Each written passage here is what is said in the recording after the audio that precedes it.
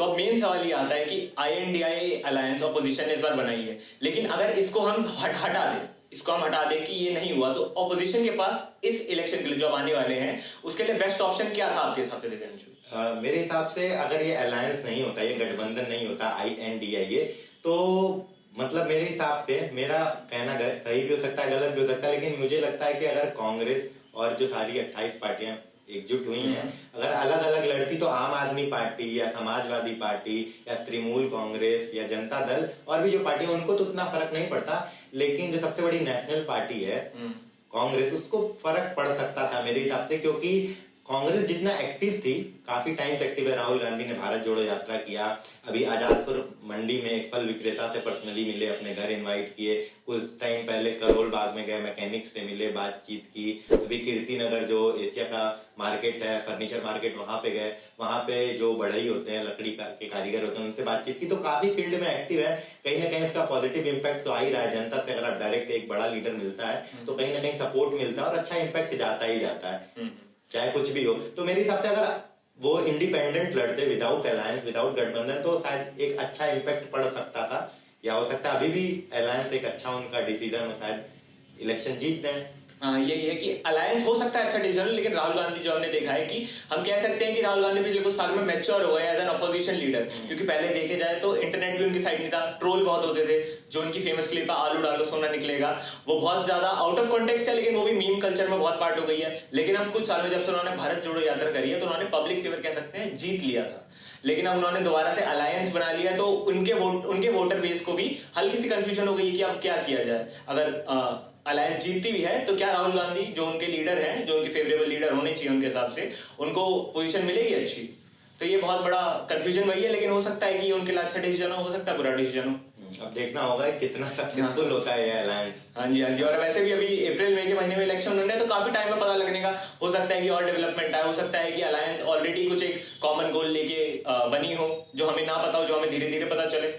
तो अभी ये जो अलायंस हुआ है, एक मीटिंग हुई थी, लगभग महीना होने वाला है, उन्होंने एक और डिसीजन लिया था कि उन्होंने 14 जर्नलिस्ट को बैन कर दिया था, तमाम एंकर थे, कि इनके शो में हम डिबेट में नहीं जाएंगे। तो ये इस डिसीजन पे आपको क्या लगता है कि ये सही डिसीजन है या नहीं? अब मुझे लगता है कि कहीं ना कहीं ये डिसीजन सही भी है, गलत भी है। मेरे हिसाब से ये डिसीजन उन्होंने लिया, अगर उनको ये लगता है कि एक XYZ या जो भी एंकर है या जिस भी डिबेट में वो जा रहे हैं, वो कहीं ना कहीं पक्षपात कर रहा है, बायस्ड है किसी एक पार्टी को लेके, तो आप वहां पे जाइए। आप वहां ना जाने से अच्छा वहां जाइए, आप वहां पे उल्टा सवाल कीजिए, आपको जहां लगता है पक्षपात हो रहा है वहां पर आप वो करिए। लाइव चल रहा है, जहाँ चीजें लाइव हो रही है, ब्रॉडकास्ट हो रही है, तो आप वहां पे भी बोल सकते हैं। हाँ, तो ये 14 जर्नलिस्ट बैन करने की, या फिर आप वहां जा रहे हैं उसके बाद आइए, जो आपको लग रहा है जहाँ पक्षपात हो रहा है, सोशल मीडिया का जमाना है, सभी के पास खुद का यूट्यूब चैनल है, सोशल मीडिया, वहां पे चीजें डालिए कि XYZ एंकर ने ऐसा बोला, ये पक्षपात हुआ। लोग करते भी हैं, लेकिन मेरे हिसाब से कहीं ना कहीं उतना सही डिसीजन था नहीं, ये उतना सही डिसीजन नहीं था उनका। जो मैं सोचता हूँ अलायंस का ये डिसीजन इसलिए था कि उन्हें अपना नैरेटिव कंट्रोल करना था, लेकिन वही है कि जब ये डिसीजन बाहर आया तो सबके दिमाग में यही था कि ये क्या ये डर है या फिर क्या है ये, क्योंकि नैरेटिव कंट्रोल करने के आज के टाइम में सोशल मीडिया में बहुत सारे तरीके हैं, और जनरली इंटरनेट खुद कॉल आउट कर देता है। अगर इंटरनेट या फिर इंटरनेट के यूजर्स को लगता है कि ये कुछ उल्टा सीधा हुआ है तो ट्रोल है, मीम कल्चर बहुत सारा है आज, तो खुद भागो ट्रोल हो जाता है। हमने काफी बार देखा है कि प्राइम मिनिस्टर्स भी ट्रोल हुए हैं। बिल्कुल। हाँ, अब देखिए अलायंस की हम लोग बातचीत कर रहे थे, अभी कर्नाटका का इलेक्शन तो कांग्रेस ने जीत लिया। अब पता नहीं वो इम्पैक्ट भारत जोड़ो यात्रा का था, राहुल गांधी का था, या फिर क्या डिमेरिट थी बीजेपी में कि कर्नाटका में कांग्रेस चुनाव जीत गई। अब अलायंस से पहले की बात है, या फिर MP, मध्य प्रदेश और आपका राजस्थान, छत्तीसगढ़, यहाँ भी चुनाव होने वाले हैं। अब देखना होगा क्या नतीजा होता है।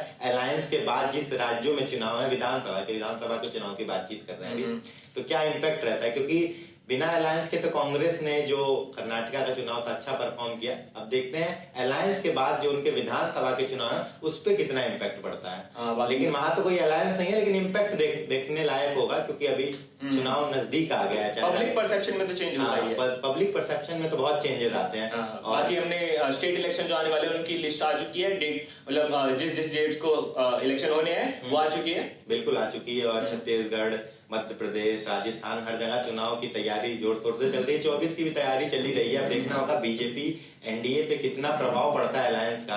NDA 2 पंचवर्षीय 2014 से लगाए 19 तक सरकार बनाई, फिर 19 से अब 24 तक। अब 24 में क्या ये तीसरी बार सरकार बना पाती है? मोदी सरकार जो है, मोदी बड़ा फेस है, क्या होता है, दोबारा से सरकार बनती है या फिर अलायंस का इम्पैक्ट उन पे पड़ने वाला है, मणिपुर का इम्पैक्ट उन पे पड़ने वाला है, या जो रेसलर थे, बजरंग पुनिया जैसे बड़े बड़े रेसलर थे, वो प्रोटेस्ट कर रहे हैं, उसका क्या गलत इम्पैक्ट पड़ने वाला है? बीजेपी ये देखने लायक होगा। एक्चुअली एनडीए के लिए इस बार बहुत सारी चीजें हैं जो उनके फेवर में नहीं गई है, जो उनके पिछले टर्म में हुआ। मणिपुर ले लो, जैसा आपने जो बोला, बहुत सारी चीजें हैं जो फेवर में नहीं गई है। लेकिन दोबारा वही बात आ जाती है, पब्लिक परसेप्शन क्या पब्लिक उस टाइम तक भूल जाएगी? और क्योंकि इस बार INDIA का इलेक्शन जो भी कह सकते हैं फेसेस की वजह से उतना क्लियर नहीं है, फिर उतना सिंप्लीफाइड नहीं है फॉर द मासेस, तो क्या पब्लिक अभी भी उन्हें फेवर करेगी या फिर एनडीए को दोबारा से एक अपर हैंड मिल जाएगा?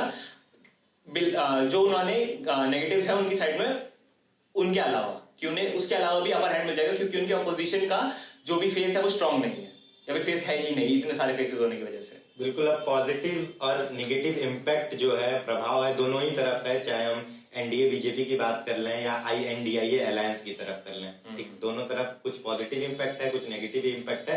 लेकिन 24 के चुनाव में देखने लायक होगा।